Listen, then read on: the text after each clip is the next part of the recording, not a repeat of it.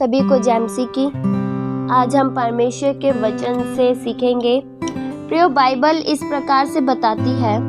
होशे 10 का उसके 12 वचन में लिखा है, अपने लिए धर्म का बीज बो, तब करुणा के अनुसार खेत काटने पाओगे, अपनी पड़ती भूमि को जोतो। प्रियो, सबसे पहले किसान खेत तैयार करता है। क्या एक किसान भूमि को जोते बिना ही भूमि में बीज बो सकता है? कभी नहीं। सबसे पहले किसान घास और जंगली पौधों को निकालता है। जो भी ईंट पत्थर है उसे निकालकर भूमि को पूरी तरह से साफ करता है। प्रियो, जब हम संसार में थे और बिना परमेश्वर के जीवन बिता रहे थे, तब हमारे मनों में अपने आप ही कुछ ना कुछ फालतू चीजें उगती गई और हमारा मन बुरी बातों से भरता चला गया। अगर कोई खेत है और उसमें किसान सालों से कार्य ही ना किया हो, तो उसमें कुछ ना कुछ तो अपने आप ही उगेगा, और जो उगेगा वह घास और जंगली पौधे उगेंगे। पर जब किसान आता है तो खेत को साफ करना शुरू कर देता है और खेत तैयार करता है और उसमें अपने मन माफिक अच्छी चीजें बीजता है। उससे खेत की भी रखवाली होती है। प्रियो, अगर कोई मनुष्य परमेश्वर के बगैर जीना चाहेगा तो उसमें केवल बुरी बातें ही उगेगी। हमें उपजाऊ बनने के लिए सबसे पहले हृदय की बंजर भूमि को परमेश्वर के वचन के हल से जब जुताई होती है, तब घास फूस उलझ जाती है।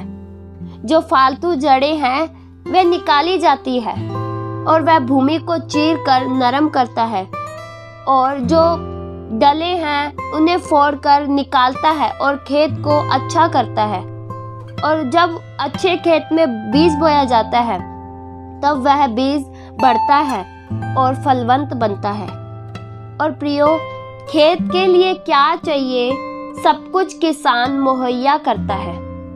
जैसी भूमि होगी प्रियो, वैसी ही पैदावार भी होगी। प्रभु यीशु मसीह ने इसके बारे में एक बीज बोने वाले किसान का दृष्टांत कहा। मरकुस 4 के उसके 3 वचन में लिखा है, सुनो, एक बीज बोने वाला बीज बोने निकला। बीज बोते समय कुछ बीज मार्ग के किनारे गिरे और पक्षियों ने आकर उसे चुग लिया। कुछ बीज पथरीली भूमि पर गिरा, जहां बहुत मिट्टी न मिलने के कारण जल्दी उग गया, और जब सूर्य निकला तो जल गया और जड़ न पकड़ने के कारण सूख गया। और प्रियो, कुछ बीज झाड़ियों में बोए गए।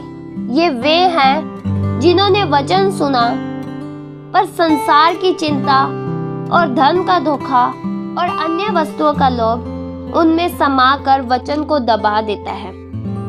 पर जो भूमि तैयार कर अच्छी भूमि बनाकर उसमें वचन का बीज बोया जाता है, तो वह फल लाती है। और प्रियो, अच्छी भूमि में जब वचन का बीज उनमें बोया गया, तो सुनकर ग्रहण कर भूमि फल लाई। कोई 30 गुना, कोई 7 गुना, तो कोई 100 गुना। प्रियो, यह दृष्टांत हमें हमारे हृदय में बोए गए बीज यानी परमेश्वर के वचन के बारे में बताती है। कौन सा फल 30 गुना, 7 गुना और 100 गुना ला सकता है? वह बीज जो अच्छी भूमि और एक अच्छे हृदय में बोया गया है, जिससे परमेश्वर प्रसन्न होते हैं। यदि बीज बोया जा रहा है पर हृदय की बंजर भूमि जोती ही नहीं गई, सवारी ही नहीं गई, तो उसमें बोने से कोई भी लाभ नहीं होगा। परमेश्वर का वचन इस प्रकार से बताता है।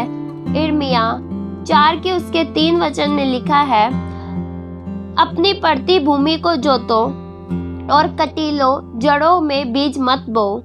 इसलिए सबसे पहले प्रियो, मनुष्य का मन तैयार होना चाहिए।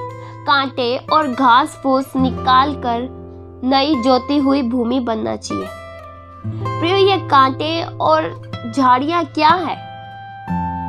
प्रभु यीशु मसीह ने बताया कि वे संसार के मनुष्य के हृदय में बसी संसार की चिंता, अन्य वस्तुओं का लोभ से भरा हुआ है। तो उसमें हम वचन का बीज बोए तो कोई लाभ नहीं होगा। आइए प्रियो, हम उपजाऊ भूमि बने। एक अच्छी भूमि तैयार करने के लिए हमें परमेश्वर से प्रार्थना करनी चाहिए। अपना जीवन परमेश्वर के हाथों में सौंपना चाहिए कि वह हमारे मनों में कार्य करे, हमारे जीवन में से जलन, क्रोध निकाले, क्योंकि किसान वही कार्य करता है जो भूमि उसके नाम हो जाए या पूरा अधिकार हो जाए उसका। और जब हमारे अंदर वचन बढ़ेगा, हम फलवंत होंगे, तो हमारी रखवाली भी होगी। जिस प्रकार फसल के लिए खेतों में जहां अच्छी पैदावार होती है, उसके चारों ओर किसान सुरक्षा के लिए तारबंदी करता है ताकि कोई पशु अंदर ना आ जाए। प्रियो, यदि हमारा जीवन परमेश्वर के द्वारा तैयार होगा, फलवंत होगा, तो हमें खुद परमेश्वर हमारी रखवाली करेंगे।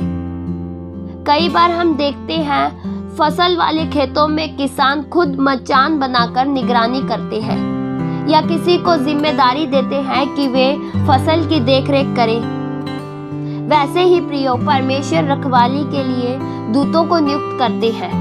परमेश्वर का वचन इस प्रकार से बताता है, भजन संहिता 34 के उसके 7 वचन में लिखा है, यहोवा के डरवैयों के चारों ओर उसका दूत छावनी किए हुए उनको बचाता है। पर जहां पर कुछ फसल ही नहीं है, भूमि में कोई पैदावार ही नहीं है, उस खेत की कोई सुरक्षा की उसे जरूरत नहीं होती। जंगली जानवर घुसे, चाहे उनमें बैठे, चाहे उस फसल को नष्ट करे। तो प्रियो, यदि हम चाहते हैं कि हमारा जीवन फलवंत बने, तो परमेश्वर को अपने जीवन में पूरा अधिकार दीजिए। इससे हमारी भलाई ही होगी, सुरक्षा हमारी होगी, कदर बढ़ेगी। इस वचन के द्वारा परमेश्वर आप सभी को आशीष दे। आइए हम आखिरी प्रार्थना करें। हालेलुया। स्वर्गीय आसमानी पिता, हम आपका धन्यवाद करते हैं। आदर और महिमा के योग्य परमेश्वर पिता, हमारे जीवन को फलवंत बनाइए, हम वचनों में बढ़ सके। हमारे मनों को तैयार कीजिए कि हमारे मनों में वचन रूपी बीज बढ़ सके और फलवंत बने और 100-100 गुना फल ला सके। हमारे जीवन को ऐसा बनाइए और हमारी सहायता कीजिए। ये प्रार्थना प्रभु यीशु मसीह के नाम से मांगते हैं, सुनो और कबूल करो पिता। आमीन।